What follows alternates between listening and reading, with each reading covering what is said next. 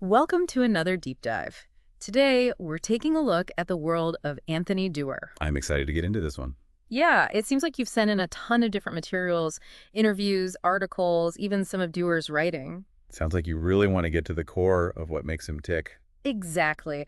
I want to understand not just what he writes, but, why he writes it. How does he come up with these stories? Yeah. What kind of worldview shapes his work? Well, it's like we want to decode Doer, right? Absolutely. And one of the things that strike me about him is that his path to becoming a novelist wasn't exactly straightforward. No, not at all. I mean, he didn't follow the typical MFA, then bestseller route. Right. There's that great story about him in college where he just couldn't decide on a major. Oh, yeah, I remember that. And the assistant dean actually told him, look up the word dilettante. He just had so many interests. It's almost like that experience kind of foreshadowed his whole approach, not just to writing, but to life, too. That's interesting. Like he doesn't just stick to one thing. He embraces a wide range of interests. Science, history, nature.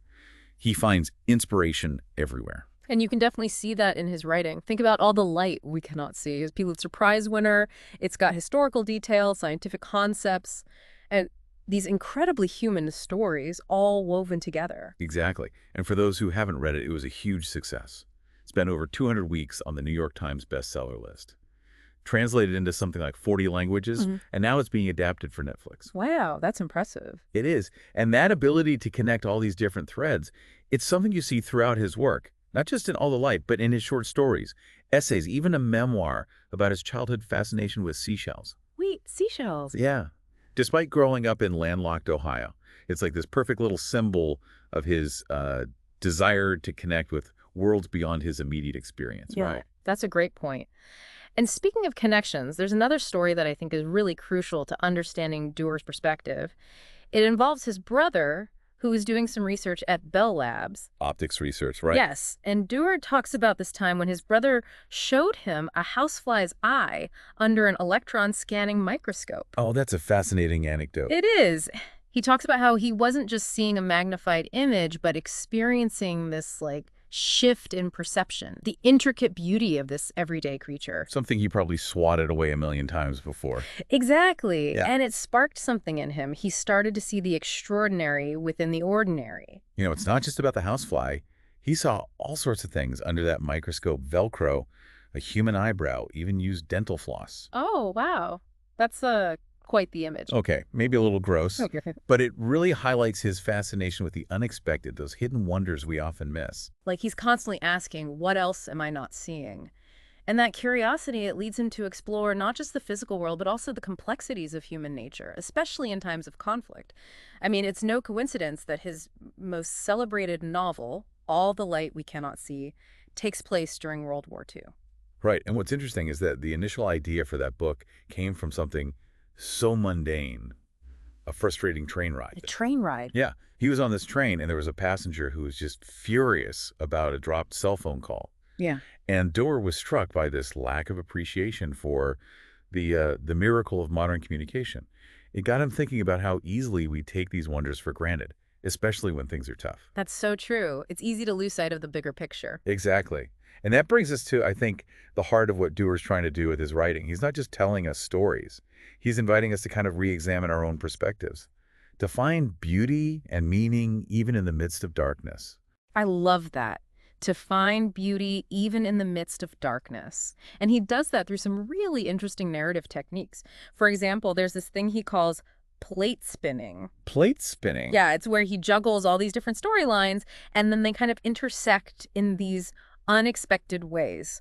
Like, you know how in All the Light you have Marie-Laure, the blind French girl, and Werner, who becomes a radio operator for the Nazis. Right, their stories are totally separate at first. But then as their lives unfold, you start to see these connections, these threads that tie them together, even in the middle of a war. It's not just a plot device either. It reflects Doerr's worldview. Our lives are constantly intersecting with others. We're all connected in ways we might not even realize. And within those separate storylines, he also uses a technique that he calls white space. White space? You mean like leaving blank spaces on the page? It's more than that. It's about creating pauses and silences, giving the reader time to absorb what's happening. Ah, I see. Like the silence itself becomes part of the story. Exactly. Think about those moments in All the Light where he really slows down the narrative, focuses on a sensory detail, the sound of rain, the feel of braille. Those moments of stillness, they add so much depth to the story. It's like he's inviting us to slow down ourselves, to really pay attention not just to the words, but to the world around To us. find those little moments of beauty and meaning that we might otherwise miss. And that's one of the things that makes Doerr such a compelling writer. He's not just telling us stories, he's challenging us to experience the world in a new way. To see those connections we might have overlooked. And he does it all with this incredible sense of empathy. It's really quite remarkable. So we've been talking about Dewar's fascination with how everything is connected, and this goes beyond just the way he structures his novels. He's really interested in how interconnectedness plays out in the natural world too. Yeah, he loves scientific discoveries that challenge how we think things work. He's Yeah. talked about how scientists used to think that trees in a forest were just competing for resources, like sunlight and nutrients. Right, just fighting to survive. Exactly. But more recent research has shown that forests are actually super cooperative. Oh, really? Yeah.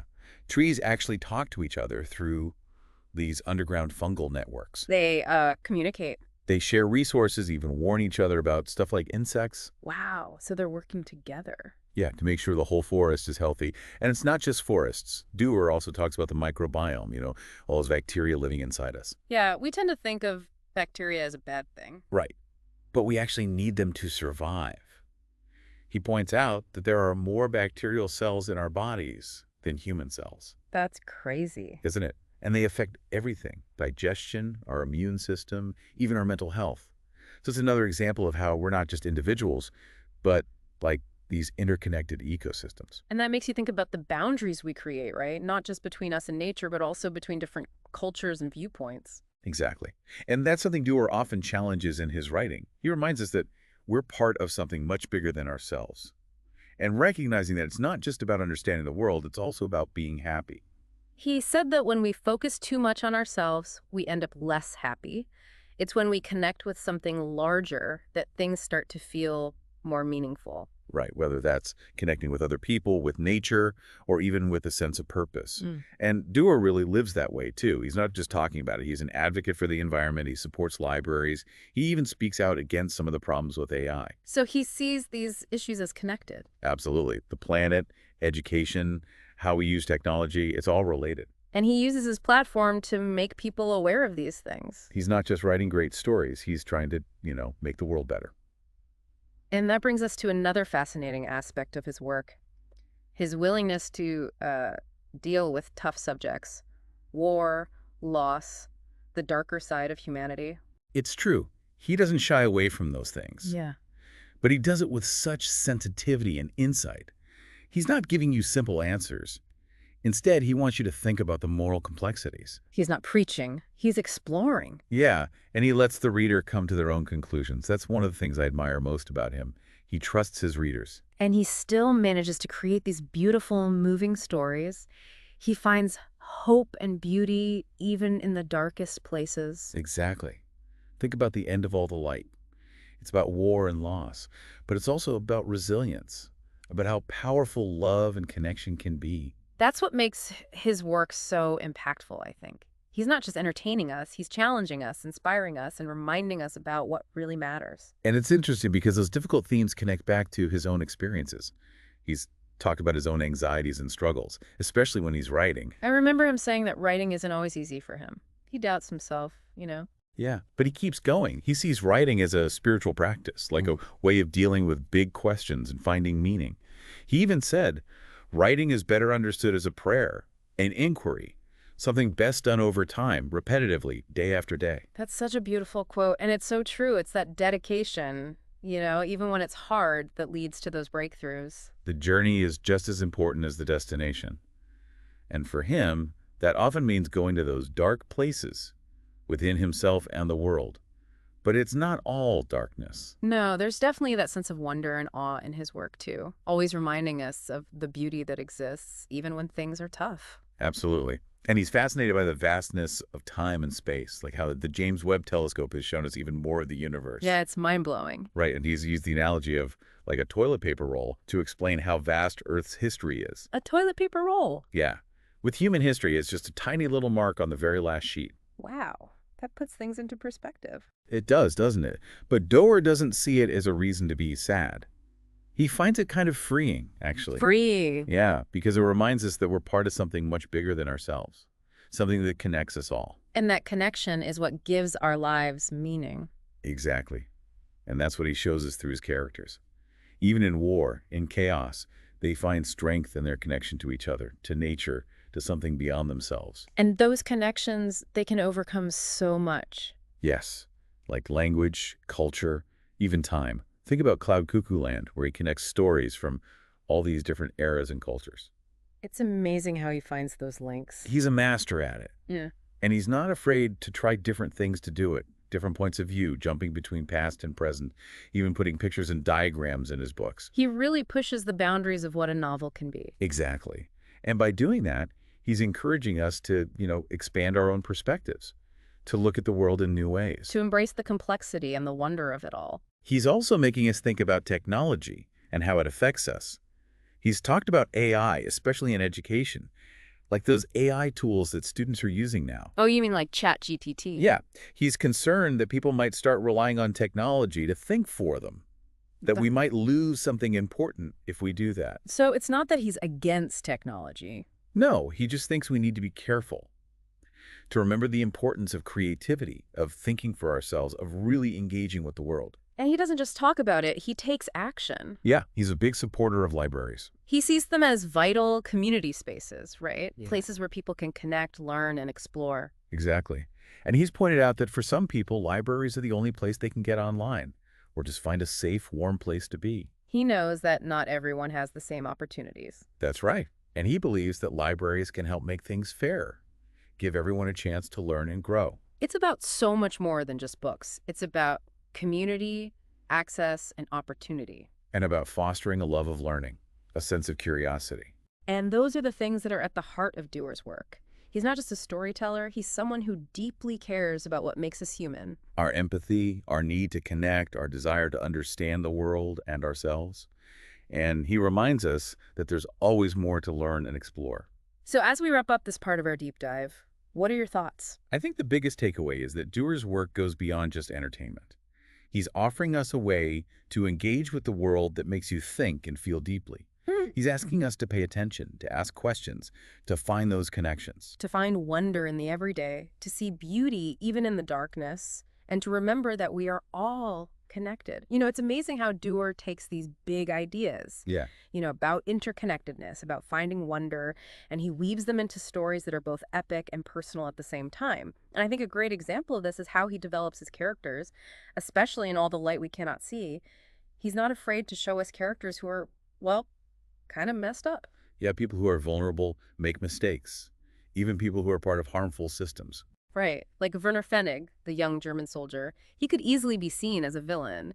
But Doerr takes us inside his head, lets us see the world from his perspective. Exactly. We see the pressures he faces, the choices he makes, the doubt, and the humanity that's still there inside him. It's a bold move to make a Nazi character sympathetic, but Doerr does it so carefully. He's not excusing Werner's actions, but he helps us understand what led him down that path. And it makes us think about morality in a more complex way, especially during wartime, where the lines between good and evil aren't always so clear. It reminds me of that photograph Doerr talks about, the one that inspired him to write about Werner. It's a picture of this young German soldier captured by the U.S. Army, only 15 years old. Oh yeah, Hans Georg Haney. Yeah. Doerr said he felt this wave of empathy when he saw that picture. The boy just looked so young, so vulnerable. It made him want to understand the human story behind the uniform. And that empathy, that willingness to see the world from someone else's point of view, that's what makes Doerr's writing so powerful, so timeless. It really is. Yeah. And it's not just with characters like Werner. He shows that same empathy for all of his characters, even the ones who aren't so likable. He reminds us that everyone has a story, that we're all shaped by things we can't control. And if we can understand those stories, if we can see the complexity of each other's lives, maybe we can start to overcome the things that divide us. Exactly. And I think that's really what Doerr is trying to do with his writing. He's inviting us to be more compassionate, more understanding, to see our shared humanity even when things are tough, even when we disagree. So as we wrap up this deep dive, what do you think is the most important thing for our listeners to take away from all of this? Well, I think it's important to remember that Doerr's work isn't just about escaping reality or being entertained. It's about something deeper. Yeah. He's giving us a way to connect with the world, to think about it, to feel it. He's asking us to pay attention, to ask questions, to look for those hidden connections. To find those moments of wonder in our everyday lives, to see beauty even in the darkness, and to remember that we are all part of something much bigger than ourselves. And to never stop exploring. To keep searching for those little dust mites of wonder that are hiding everywhere, just waiting for us to discover them. Well said. And on that note, until next time, happy diving.